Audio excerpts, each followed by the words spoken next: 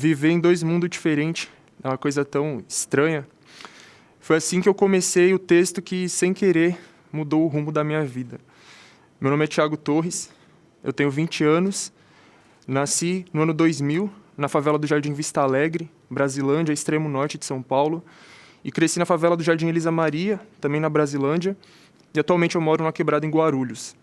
E foi quando eu resolvi fazer um desabafo no meu Facebook sobre o choque de realidade vivido por alguém que é da periferia de São Paulo e estuda na maior universidade do Brasil, que eu fiquei conhecido aí na internet como o Chavoso da USP.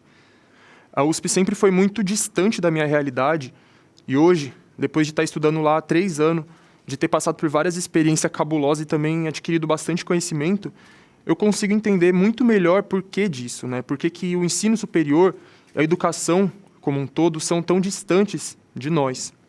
A verdade, mano, é que as periferias de São Paulo são espaços de segregação da população negra e pobre.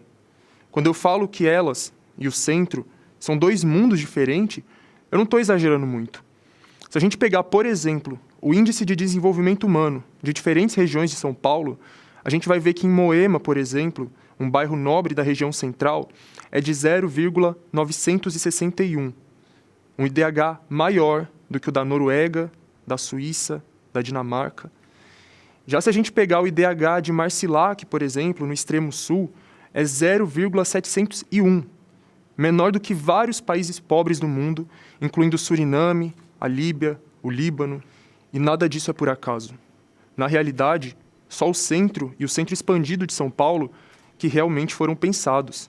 As regiões periféricas, principalmente as mais extremas, como a própria Brasilândia, ou Guaianazes, ou Grajaú, elas foram ocupadas principalmente por migrantes nordestinos pobres, em sua maioria negros e negras, que vieram para São Paulo em busca de melhores condições de vida. E, na realidade, foram essas pessoas que levantaram essa cidade, que transformaram ela na maior metrópole da América Latina, que mantém ela funcionando até hoje, mas que não tem acesso a nada do que elas próprias construíram, produziram, né? Foram essas pessoas que construíram a Universidade de São Paulo. Foram elas que levantaram todos os prédios da Avenida Paulista, o Teatro Municipal, a Sala São Paulo. Mas essas pessoas não frequentam esses espaços. Elas não têm acesso ao que elas próprias construíram. Elas só saem das suas periferias para ir no centro trabalhar e manter esses espaços em funcionamento, mas nunca usufruir deles. Elas saem das suas periferias, pegam 2 horas de transporte público sucateado, caro, e chegam no centro só para trabalhar. É por isso que eu acho que a minha entrada na USP foi tão significativa, não só para mim, mas para minha família, para minha classe, para minha ancestralidade, porque representou uma quebra nesse ciclo. Eu, filho de imigrantes nordestinos, minha mãe é de Pernambuco, meu pai é do Piauí. Comecei a ir no centro de São Paulo não só para trabalhar, mas para estudar, para me intelectualizar, para adquirir conhecimento e para estudar do lado dos filhos da elite paulistana. Do lado dos filhos dos políticos, dos ministros, dos juízes. E eu, sem nenhuma vergonha, filho de uma faxineira. Só que eu não acho que as minhas conquistas individuais sejam suficientes.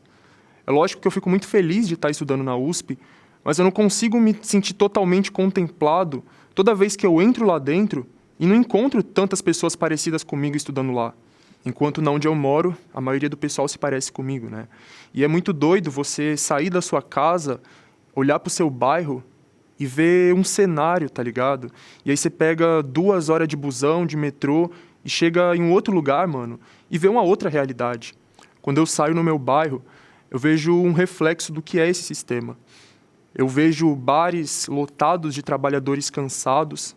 Eu vejo jovens da minha idade, com mochila nas costas, fazendo entrega para essas empresas de aplicativo que exploram eles.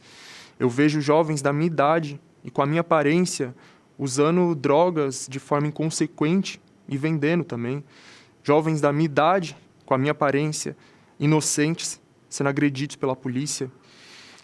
Eu sempre gosto muito de citar os Racionais.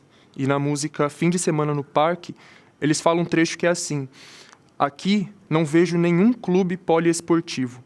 Para a molecada frequentar, nenhum incentivo. O investimento no lazer é muito escasso. O centro comunitário é um fracasso. Se quiser se destruir, você está no lugar certo. Tem bebida e cocaína sempre por perto. ou seja, não tem oportunidades. Tem sim muita gente querendo espaços de lazer, de cultura, de educação, para desenvolver as suas habilidades, as suas capacidades, mas elas não encontram oportunidade para isso. E não por acaso, a maioria das pessoas envolvidas nesse cenário são negras. Já quando eu chego no Butantã, que é onde fica a USP, o cenário é totalmente diferente, né? Lá eu vejo prédios luxuosos, carrões, casas bonitas, e a maioria das pessoas envolvidas nesse cenário são brancas. Essas pessoas que vivem nessa realidade, elas têm todas as oportunidades nas mãos delas. Elas já nascem com um futuro trilhado, com a trajetória de sucesso traçada. E ver toda essa desigualdade de perto, diariamente, é muito doloroso. E foi justamente essa dor que eu tentei retratar ali naquele texto que viralizou. Não só a dor, né, mas a esperança também. Uma grande esperança me move. A esperança de que a gente vai sim conseguir superar todas essas condições horríveis que eu mencionei aqui. Mas eu entendo que isso depende da nossa organização e da nossa luta coletivas. O que passa, primeiro, por uma compreensão da realidade. A gente precisa entender o funcionamento desse sistema, como ele surgiu, como ele se desenvolveu, como ele se mantém e para onde a gente quer ir, né? Para a gente conseguir realmente mudar essa realidade.